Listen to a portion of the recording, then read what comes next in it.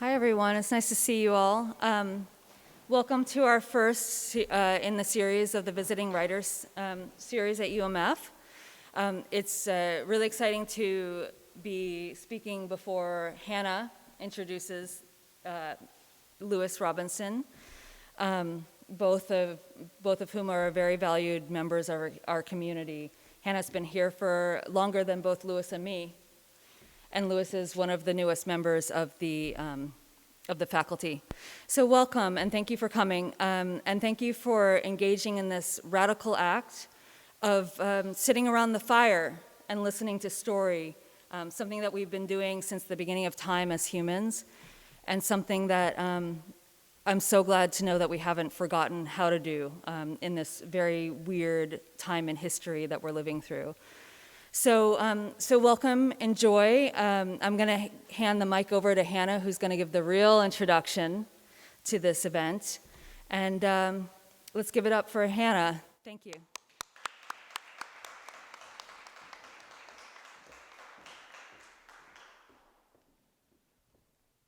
Hi, everybody. So typically, whenever a visiting writer gets introduced, we introduce them as strictly a writer. But I have the pleasure of introducing our newest faculty member as well. So I'm going to do something a little bit different tonight, and I'm going to introduce him as a professor as well as a writer. So when I think of Lewis Robsinson, I think of Nutter Butters and Oreos, a consideration taken to dissuade nerves and the shuffling of feet, the aversion of attention anywhere but the professor's searching eyes on the first day of class. I think of a camping backpack crammed with papers, a consideration more of self-preservation, of necessity to pack for the nearly 2-hour drive he endured once a week to come to UMF to teach my introduction to fiction class in my second year here. I also, this much is as inextricable from the impression as the artificial peanut butter, the copies of short stories he would hand out to us, slightly warm from the car, inevitably think of his bright and welcoming regard to students. I think of him nodding us on as we unwound a tangent from ourselves in the middle of class, just had to tell him our impressions on Annie Dillard or Brandon Sanderson or even Dungeons and Dragons. There was no wrong passion for literature. There was no wrong way to create in Lewis's class, nor was there a doubt that we were not just students, but writers. This is Lewis Robsinson as a professor.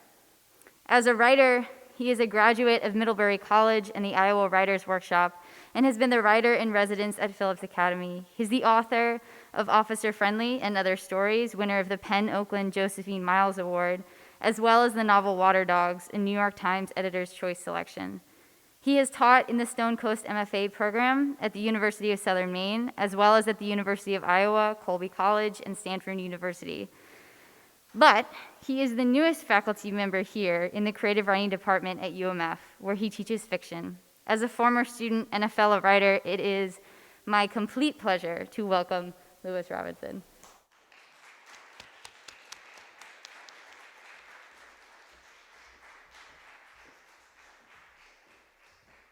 Wow, that was so amazing. Thank you, Hannah. Wow, okay.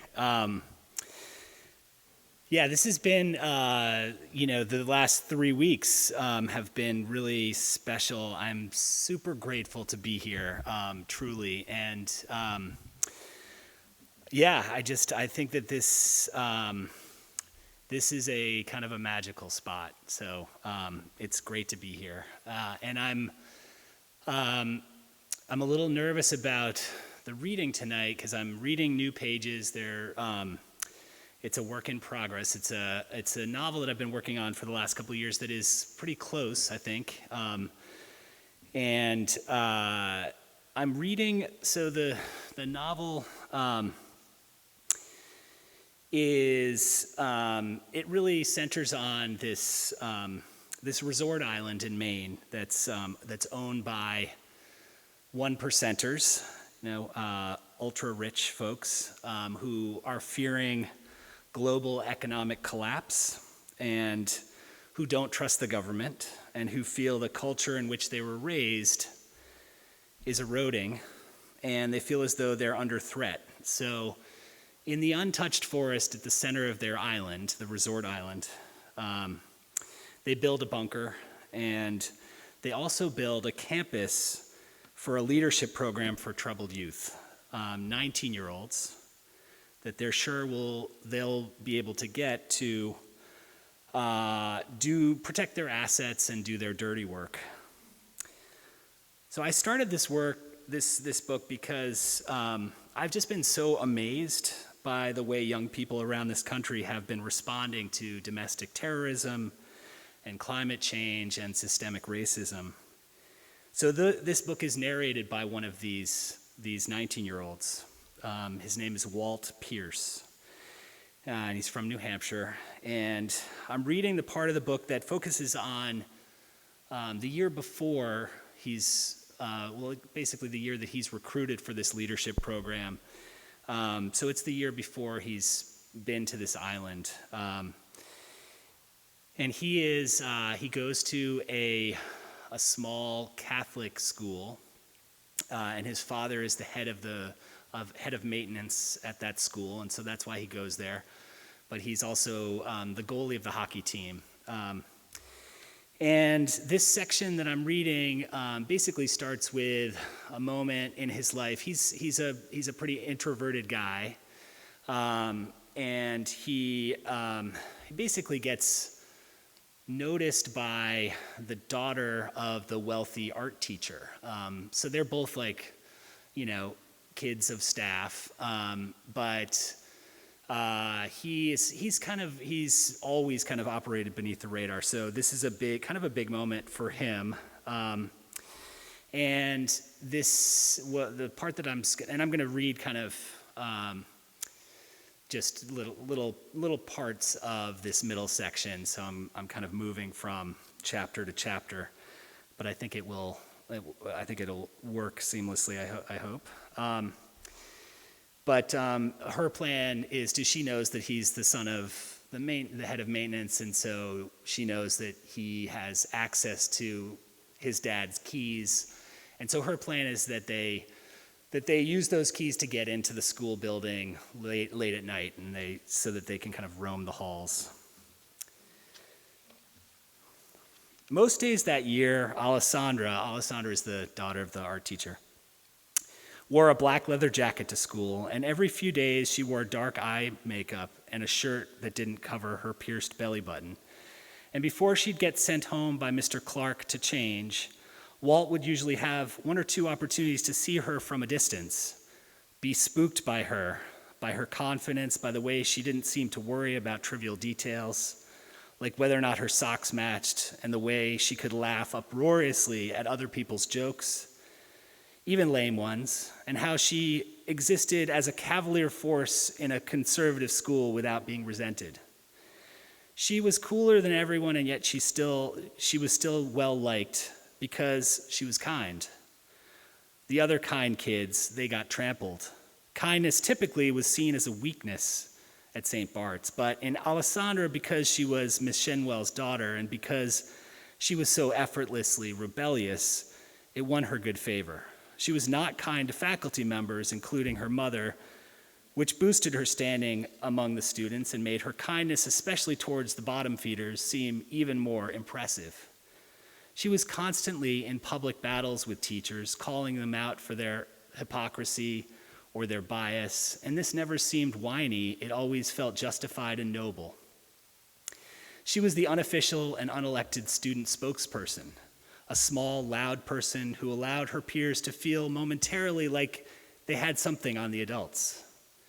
Junior year, she and Walt had English class together, and on 2 occasions she'd made Miss Winter cry, which everyone loved, especially when she argued that Shakespeare had probably been a lesbian, a little less so when she told Miss Winter she didn't know anything about love. Within a week of that second breakdown, though, Walt saw Alessandra and Miss Winter eating lunch together in deep conversation, Alessandra offering Miss Winter her grapes. Alessandra's mother presided over the student art studio, a room with enormous windows that could be raised and lowered by old-fashioned pulleys within the jambs. The room faced west, dark in the morning. Her beginning students huddled over the drawing tables, within pools of yellow light cast by table lamps. But by the afternoon, when the upperclassmen had open studio time, Sarah Shinwell played classic rock at medium volume from waist-high, fabric-covered brown speakers. Sunlight poured through the floor-to-ceiling windows, and everyone seemed content and immersed in projects investigating their dreams and personal mythologies. Clay sculptures of flying dogs, mobiles of disembodied hands, legs, arms, and heads, balanced, spinning. Large canvas abstract oil paintings in which students were encouraged to revise their vision by painting over anything they didn't like. If he had known any better, Walt would have spent time in that room, and he probably would have loved Sarah Shinwell like everyone else, but he was afraid of the suspicions about him being confirmed, that he was a blunt instrument, a hockey goalie only, at the school just because his father was head of maintenance. So flipping ahead.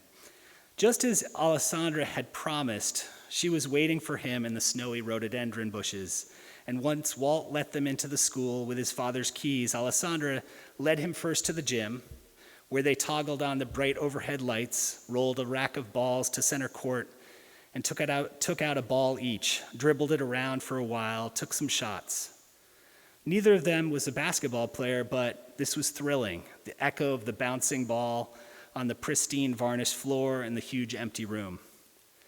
They went next to Father Gerard's office, took turns reclining in his chair. They went and opened several classrooms, sat in the desks they'd sat in during school, and they sat in the teacher's chair, enjoyed the feeling of being in that same space, but being unseen. They weren't talking much, and Alessandra was making the decisions about where they went next. Walt's whole body was buzzing, and his mind felt light and clear. This kind of adventure was completely new to him.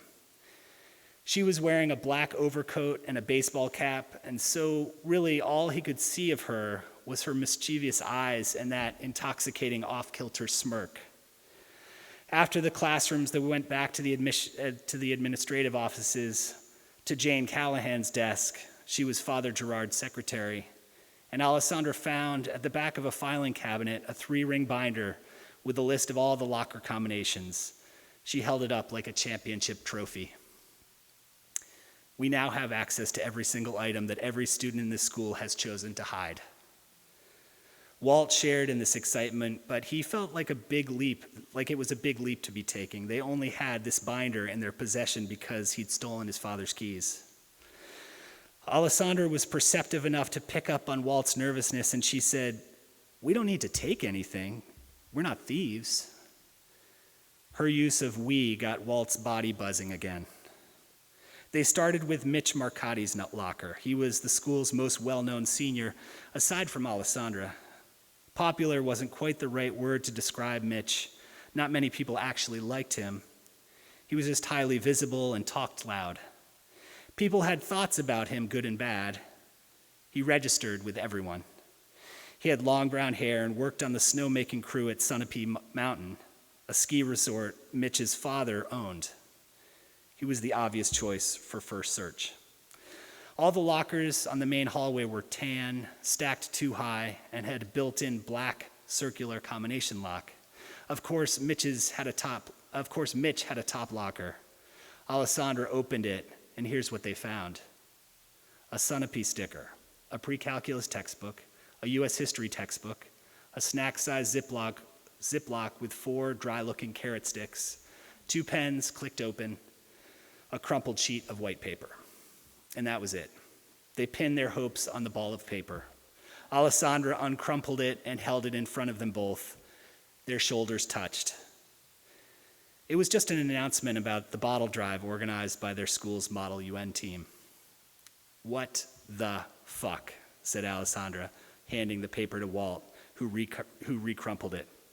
"Mitch, you are a giant disappointment." "Yeah, you suck, Mitch," said Walt. Walt gently placed the ball of paper beside the bag of carrots and then adjusted it slightly. "I appreciate your attention to detail," said Alessandra. She slammed the locker shut. They opened the lockers of Darius Lagendorf, Gwen Church, and Owen Saunders, all of them seniors, and had similar results. The only unusual item they found was a bottle of pills in Owen's locker.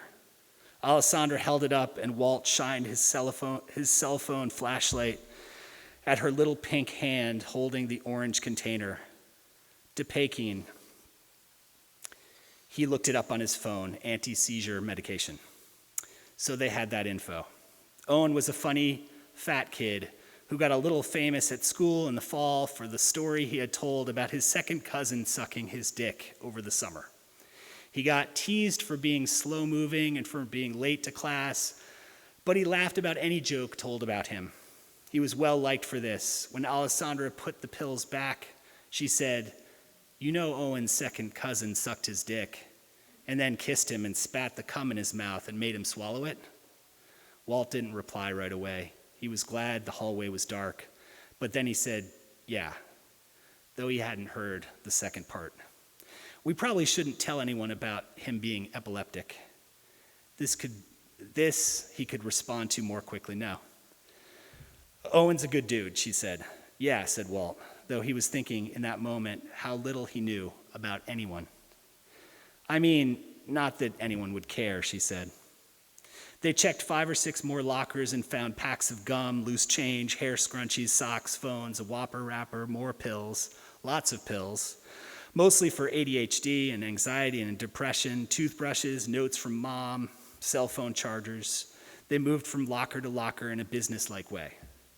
Walt was completely fascinated by each little universe they entered. They weren't talking a lot as they worked, but Walt felt an electrifying kinship with Alessandra. Would everyone find this fascinating, or did he and Alessandra have a special hunger? Maybe taking a peek into the private worlds of others was a common desire. Walt simply didn't know. Again, he was reminded of how isolated he was. Fucking hockey. Alessandra was selecting the people whose lockers they'd open, and most of them were kids Walt didn't know, and all of their lockers were interesting, even the ones that were basically empty. After they shut Emma Juneau's, she of the Whopper wrapper, Alessandra asked Walt where they should look next. Did he have someone he wanted to creep on? Anyone he was especially curious about? Mitch had been an obvious target, but now Walt was drawing a blank. He'd preferred having Alessandra choose the names. There were the kids on his hockey team, but he had little interest in them. They were towel-snapping jerk-offs mostly and generally dull. Or at least that's the way it seemed. They talked about guns and porn in the locker room, which was fine, but it got a little repetitive. Just as the silence was getting uncomfortable, a name popped into his mind. Willis Lau, a sophomore. Punched above his weight academically, was in Walt's calculus class, which was otherwise all seniors. "Willis Lau?" asked Alessandra. And Walt then felt he needed to offer a good reason that of all the people in the school, of all the kids whose lockers they hadn't yet opened, Willis Lau was at the top of his list. "Well, he's a genius," said Walt. "I've never heard his name," she said. "Like crazy brilliant, off the charts," said Walt. Alessandra spun his lock, chunked it open, and yanked on the door. What seemed like an entire load of laundry tumbled out onto her. Shorts, t-shirts, pants, a parka, a few pairs of socks. And Walt bent down to pick up the clothes, Alessandra shined her phone's light into the locker. She made a sound, an involuntary little hitch of breath. When he stood up, he saw what she saw. Inside was a clear bowl of water, a fish bowl with a fish inside. Again, their shoulders touched. The fish wasn't moving. It just stayed suspended in the water in the middle of the bowl like a bubble in a cast of Jell-O. Alessandra had the light aimed at the side of the locker so the beam wasn't too bright on the poor animal. It wasn't floating atop the water, so it must have still been alive, right? He and Alessandra stood there staring at the fish until finally the little guy moved its tail very gently. The fish coasted toward the light. "Genius?" asked Alessandra. I mean, he's good at math. "Evil genius, maybe," said Alessandra. "Should we free the fish?" asked Walt. "Well, that's not our place," said Alessandra. but you should talk to this kid. Willis Lau? He's a 10th grader? He should know better. I guess I could do that, said Walt, but he knew he'd never do such a thing. He did not think of himself as someone who could inspire others to change. He would take care of his own shit, sure. He was the winningest goalie in St. Bart's history and the goalie with the lowest career goals against average in the state, but for as long as he'd played, he knew he didn't want to be a leader. He didn't even want to be a person who said a single word in a locker room. He'd listen, absolutely, but his sport was all about action. He focused on keeping the puck out of the net. He'd never been asked to be the captain. Even though he knew he wouldn't be a good choice, he remained curious about why he hadn't been asked. After the Wolfboro game, he'd come out of the locker room and he'd overheard the mother of the other goalie on the team, Nat Finkel, his 9th grade backup, refer to him as one hell of a goalie, but kind of a train wreck. Maybe she was jealous, maybe she was angry her boy never got any playing time, but still her words stayed with him.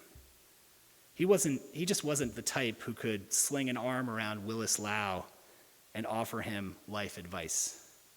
Again, Alessandra seemed to read the situation instantly, and she said, "You know what? Fuck it. Let's take the fish." "Totally," said Walt. "Can you grab it?" "Yeah." She stuffed the clothes back in and locked it up, then turned off her phone's light, and they walked back through the dark halls of the school. "Let's do this again sometime," she said.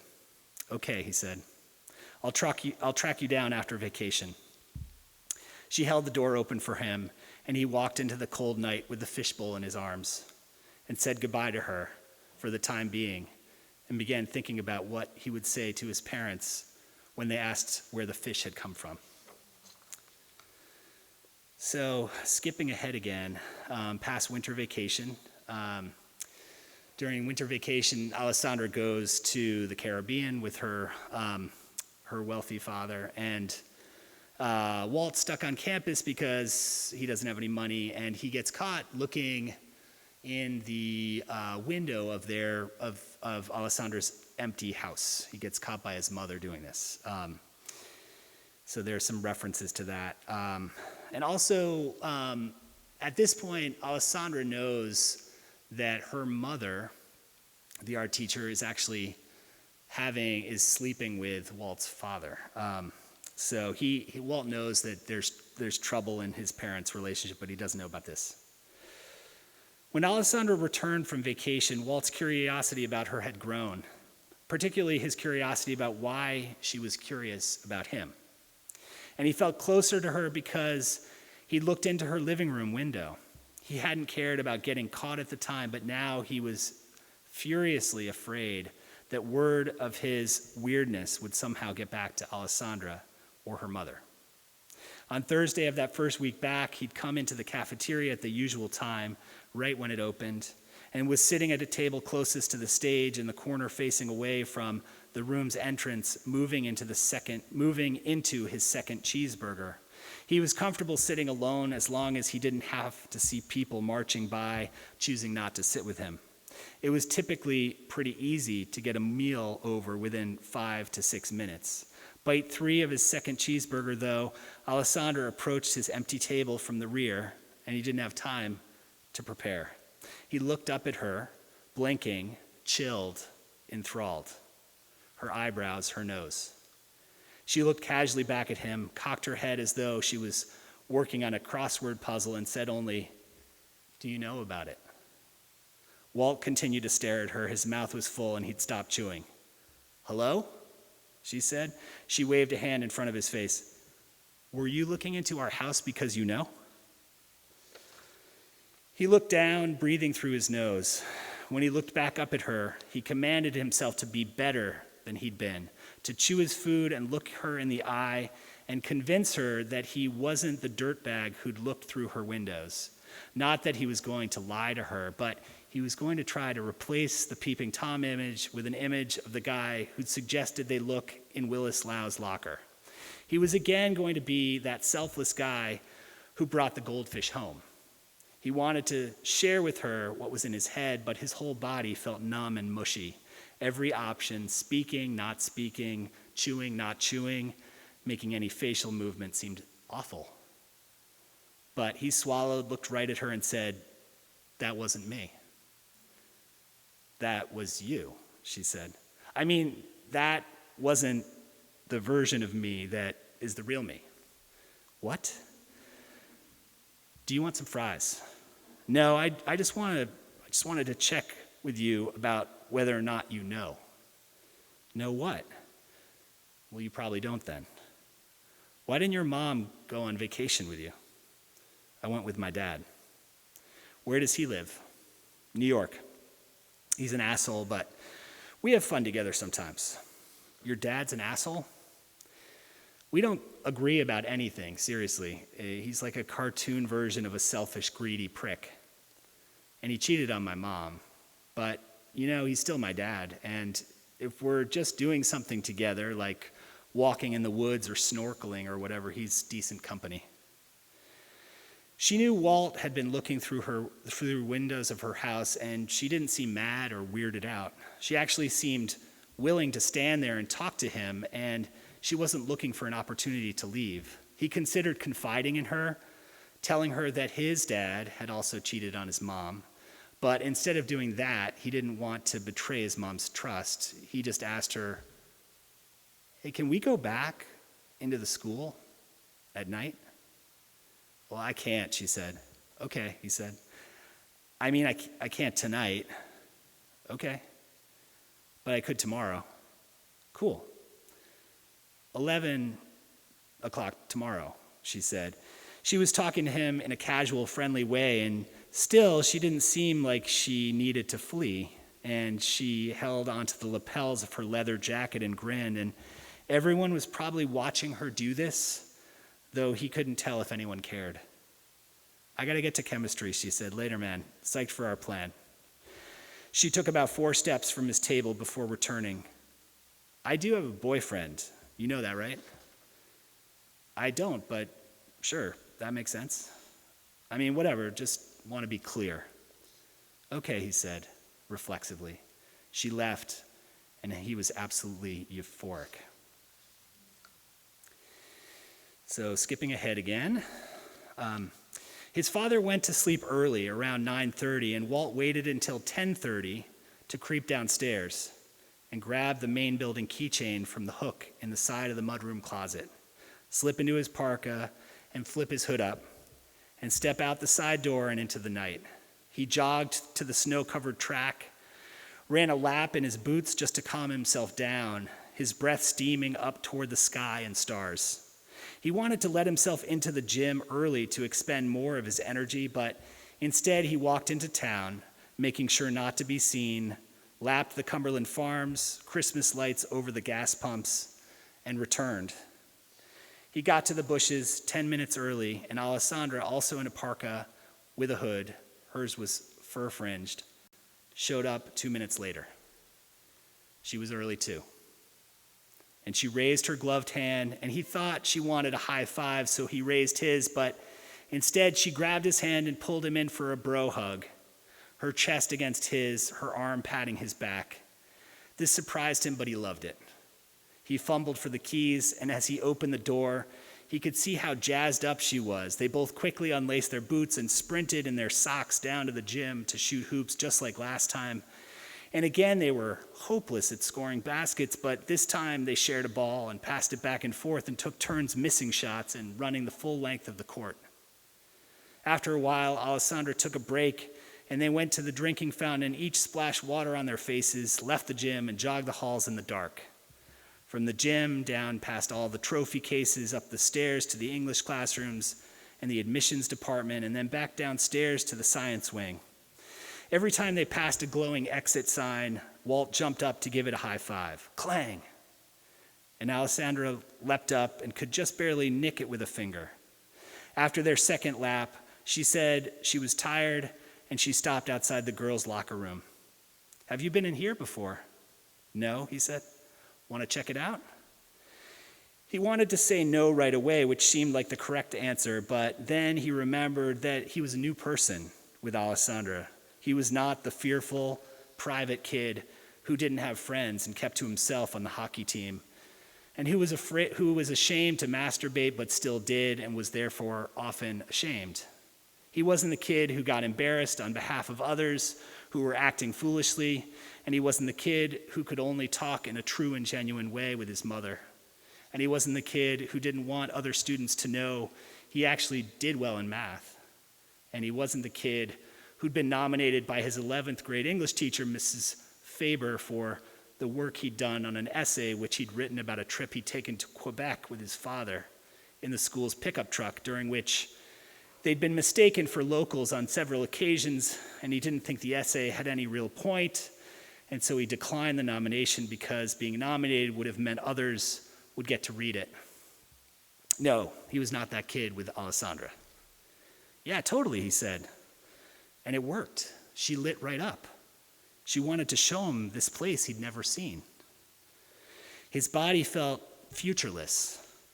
It moved without thinking, unlocked the door and held it open for her, which was something he was sure he'd never done for a person his own age. And then they were in. He felt like someone who'd just been told he had 6 weeks to live, but it wasn't a bad feeling. He had upcoming glorious days with which he could do exactly what he wanted without fear. The room was more maze-like than the boys' locker room, but it had the same moldy shower smell with the additional smell of syrup, although that might have just been the thrill of being in a space he'd only imagined before, guided by a notorious and popular and genuinely pleasant guardian angel. The lockers were stacked too high, floor to ceiling, with benches in between. Everything was painted a mustard yellow. There were a few stray towels on the benches, just like there often were in the boys' locker room. Alessandra showed him her locker. She spun the lock. "Here's a combination you actually know," he said, which he'd normally think was a dumb throwaway comment, the kind of comment someone who was brave would just blurt out like he had, without worrying too much about whether or not it would land. "Yeah, totally," she said, wriggling out of her coat, letting it fall off her shoulders and onto the bench, opening up the locker door. Hanging on the hook, 2 gray St. Bartholomew t-shirts, school issued. Folded neatly in the bottom of the locker, 2 white towels. The neatness and spareness of the locker was a delightful surprise. A loud, brash, beautiful, popular, rebellious person could, and maybe even likely would, have a neat locker. And this was new and somehow electrifying information. The neatness of her locker didn't prepare Walt for what happened next. She pulled a notebook out of the back of the locker, behind the towels, and handed it to him. "Here's a peek into my weird brain," she said. He held it in his hands and felt its possibility. He turned it over in his hand. The binding was soft. The notebook had been opened and closed many times by Alessandra herself.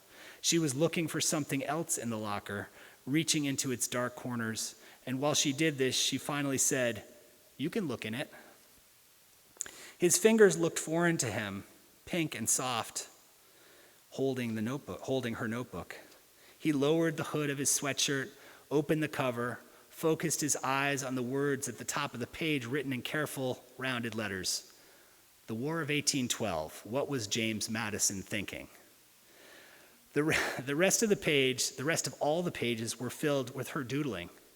Walt sank into these little drawings, trying to make sense of the patterns, considering the state of mind she'd been in when she'd created them, the spirals and cupcakes and faces, the dogs and camels, the swords and battle axes, the flowers, the horned monsters, the frogs and salamanders, the trees and endless unidentifiable patterns and shapes, wondering if there was some code she wanted him to decipher, if there might be some connection first between these drawings and the War of 1812, but he figured these delightful and precise scribblings welled from deeper places. They were drawings that marked a singular impulse in a specific moment of time, and he thought about how this seemed related to his habit of staring at some mundane object in class, the zipper on a backpack or the back of someone's neck, and letting his mind spin.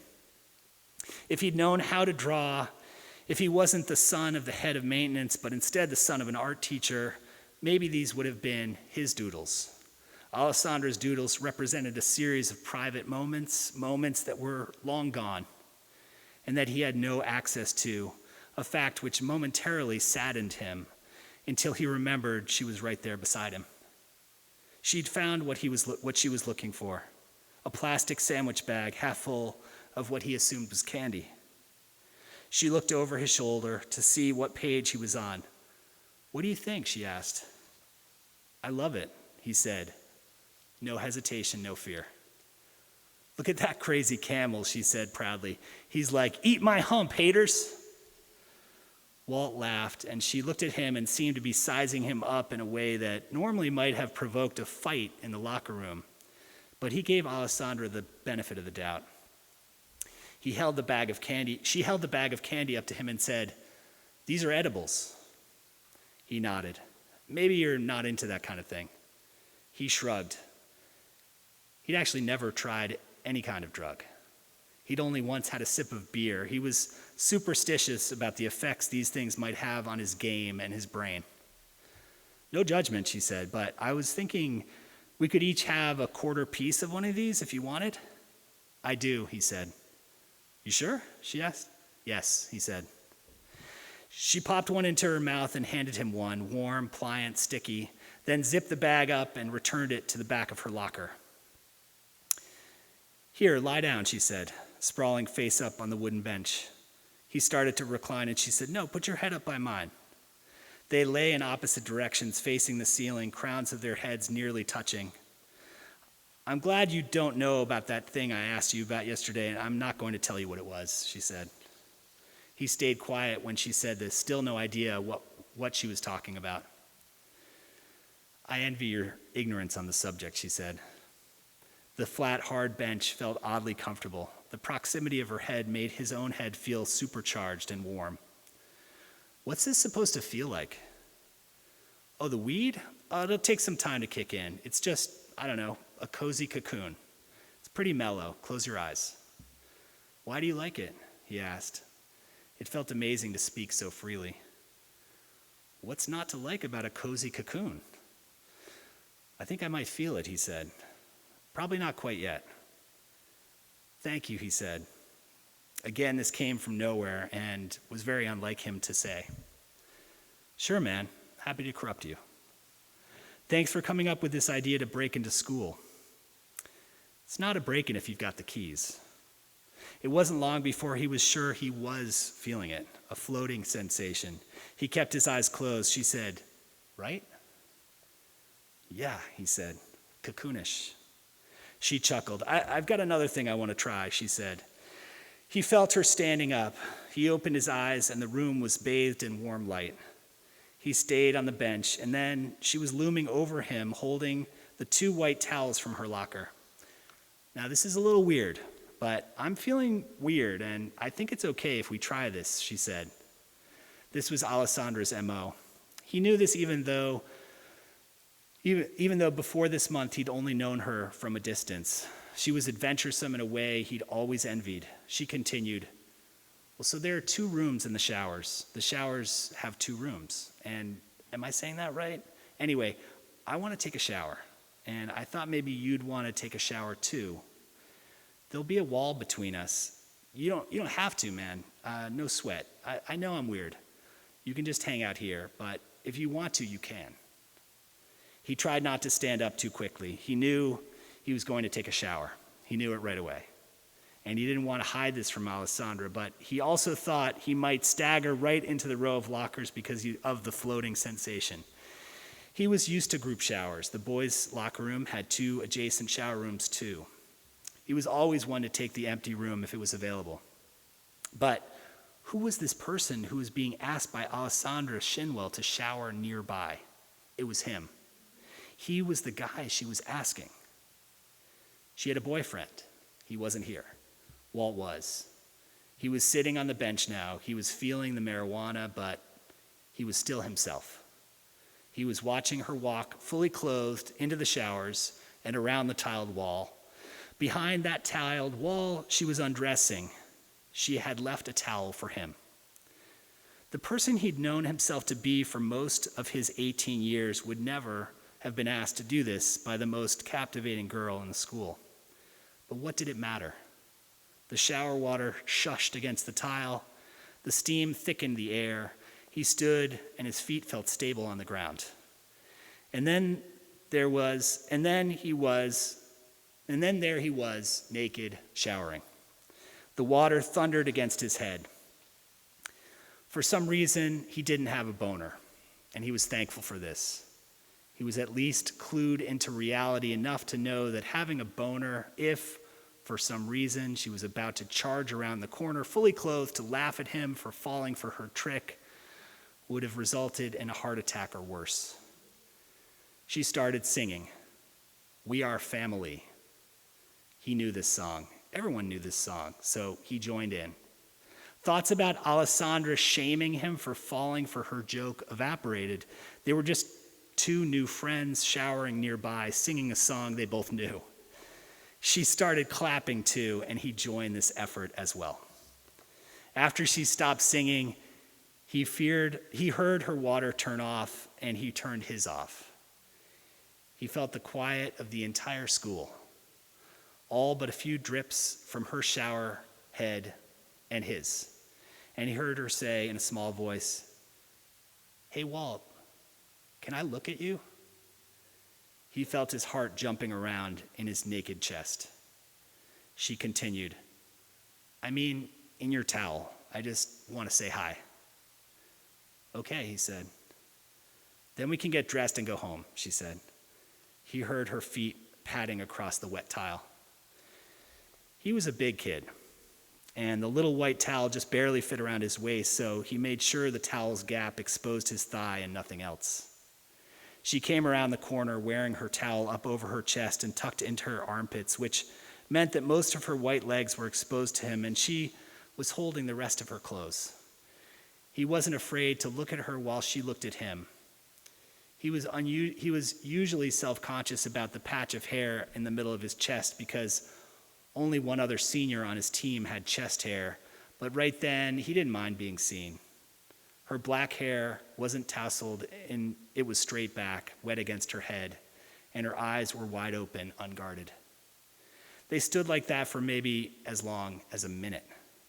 Before walking back to her locker to change back into her clothes, all she said was, "Wow," and he didn't worry that he'd done something wrong. He dressed in the shower, and when he emerged, he draped the towel on the edge of the hamper just as she had, and she held the door for him out of the locker room, and he held the door for her, and they left the school. She initiated another bro hug. Again, he thanked her and didn't feel dumb for it. The world was sleeping as he walked home. Not a single light on in any of the buildings on campus, only the streetlights on Route 83 bisecting campus. On any other day, he lived for moments like this, snow squeak scrunching beneath his boots, sharp cold air moving in and out of his lungs, knowing that he was on his own. But that night, he felt as though he was teamed up in his solitude. There was someone else who knew the glory of what he just experienced. Thank you.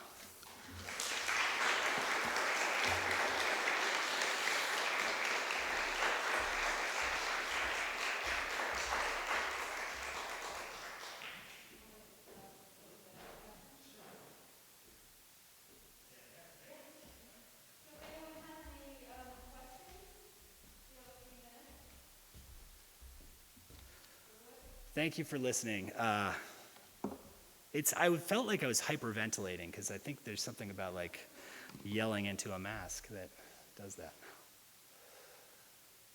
Hi. I hope so. Yeah, I hope so. I am. I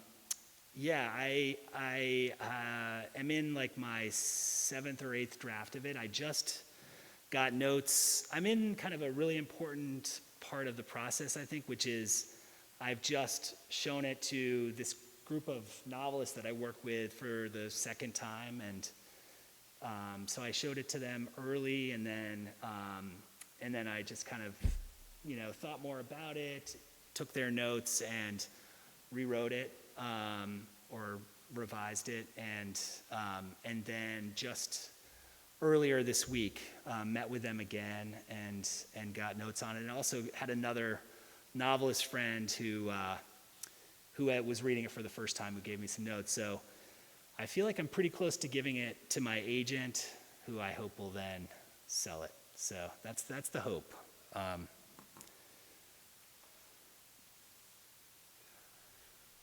Pat, hi.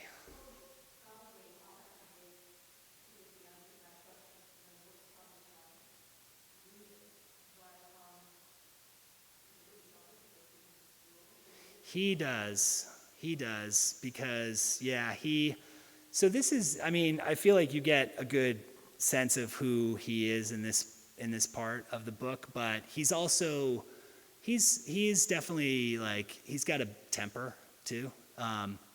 And something goes wrong between the two of them, and he, like, uses the keys to get back in the school and, like, breaks all the trophy cases, and so he gets in trouble for that, and that actually kind of puts him more on the radar of this leadership program. Like, they're mostly looking for kids who have just not been successful in school in general. So, and you know, I feel like this version of Alessandra is, like, you know, he's clearly, like, infatuated with her, but she has her own flaws too. Yeah. This is, so the way that it's structured is, it starts on the island, actually, when he's 19. And then it goes back and forth. And Walt's dad is actually ill. He has cancer. And so it kind of, like, the early part tracks his connection with Alessandra and his father's illness, and just, like, the troubles that he has, and then, but yeah, the forward momentum of the story is on the island and what happens there. So, Kristen.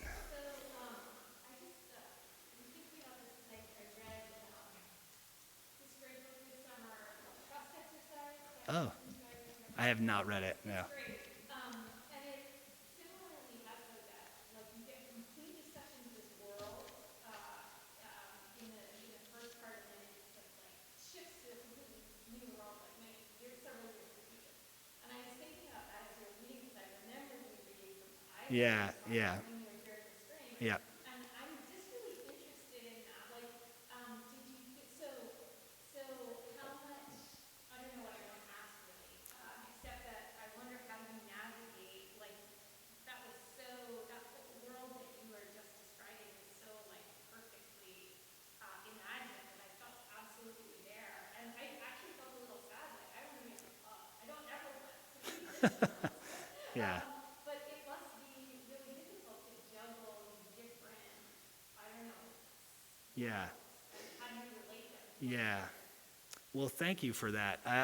But yeah, I feel like, so the way that I started writing the book was in this past. I wrote I guess I wrote maybe the first 60 pages of this story.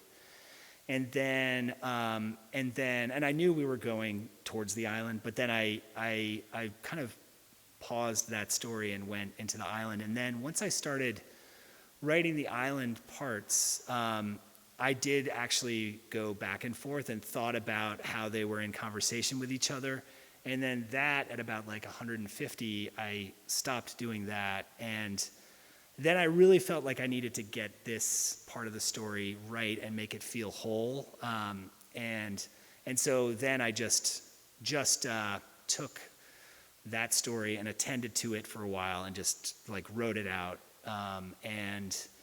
And then went back and wrote the end of the island piece. So, and actually one of the notes that I got from my friends, the writer friends, was that I was, in the early going, they felt I need to kind of settle in both, like, orient the reader more in this world and the other world before I can go back and forth more rapidly. So I think that was a really smart note. And it's like, because I wrote them mostly in these bigger chunks, I just didn't really think about that, but I think that's going to help, to do like a solid like 30 plus pages on the island and then move into this.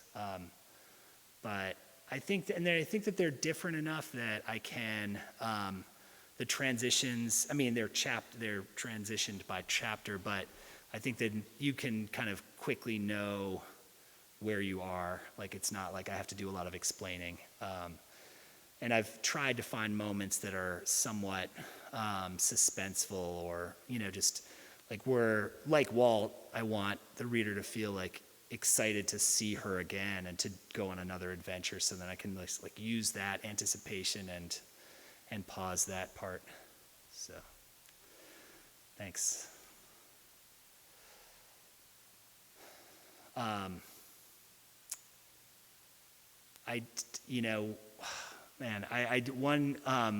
One of these writers, who the writer who read it for the first time, she just sold her first book, and she's a really smart reader, and she was like, she's like, she loved the backstory, but she's like, you're brave for writing about like teenagers and like sexual tension. Like, that's kind of intense subject. And yeah, I depend on readers to like help me some with that. Just to like make sure that I'm doing it right. So, I was 19 once, but and I'm leaning most heavily on that, but I also want to, this is set now, so I want to make sure that it's right.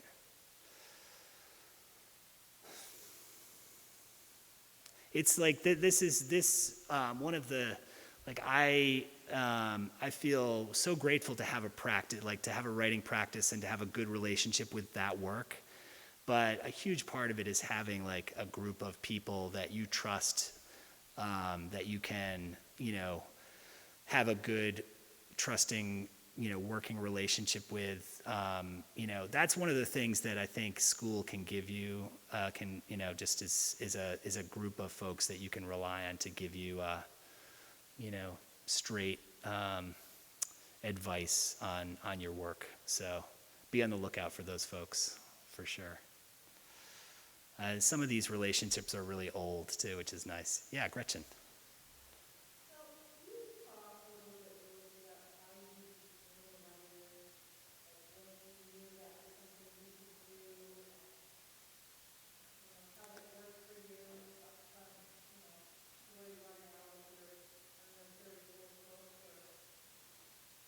Yeah, I was talking about this a little bit with Pat's class today, and I think that I hear a lot of writers talk about how they like identified as writers early on, and I identified as a reader early on and like to create, and I wrote like choose your own adventure stories when I was in middle school, and I had an English teacher in high school who gave us room to write creatively, but I didn't, like, I never took a class in high school, and so it wasn't until college. And again, I was like, I wanted to be a teacher. That was my plan. I loved reading. I loved being in school. But it wasn't until one of the teachers at my college, a writer, he, and I didn't take a creative writing class with him, but I shared stories with him sometimes, and he was the one who kind of like gave me permission to dream about that, and that was huge, just to be, he just said, like, this is something that if you wanted to keep doing this, you totally could, and so that was big to get that, and it just made it less scary. He was like, you're going to have to get a job, but you could do this. So that was great. So yeah, that's really when it started. And that's when I was like, I'd always been a reader, but I really like, read a ton of short stories and got into that form and started writing more stories. So, are we good? What do you think? I'm happy to answer questions, but I also know that it's a long time to sit in an auditorium. Shayna, and then Reese, go ahead.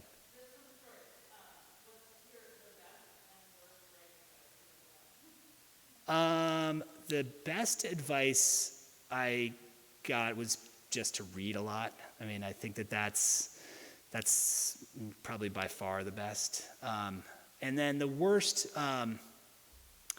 was from Richard Ford, who said, "Don't get married." Or sorry, don't have children. That's what it was. Yeah, don't have children. I was like, that's, yeah. What's that? Oh, I just feel like the richness of life is good fuel for writing, and I feel like having children has added a lot to my life. And so I also think it's important to be happy as a writer. I feel like my kids have brought like a lot of happiness to my life. I feel like that is something that's undervalued in the writing community. It's like, it's okay to be happy. And finding ways to be happy just will help you create more, I think. So, Reese.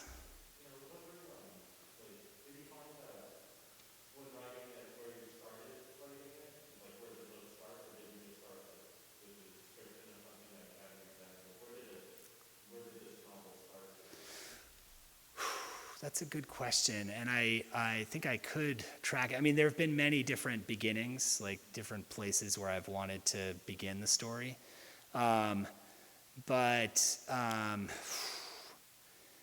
Yeah, I think, and that always changes, and usually wherever I start the project is not where the book actually starts, and I think that's kind of exciting. Like, that takes the pressure off, like, I'm starting a novel, page 1, so just like beginning to build the world and think about the character. And I think actually my very first pages, like when I really got into it, was on the island, which is when he's 19. But I think the very first pages were Walt at home working on a puzzle during Christmas break, and sensing like in the air in his house that something was wrong with his that his parents were at odds. And so that's where I started, and that's definitely not where the story starts. So yeah, I like started with him and like trouble he was sensing, and that's where, yeah, that seemed like something that would be fun to dig into. So thank you all for coming. Yeah, I think this is great. Thank you. Thanks a lot. I can get off now.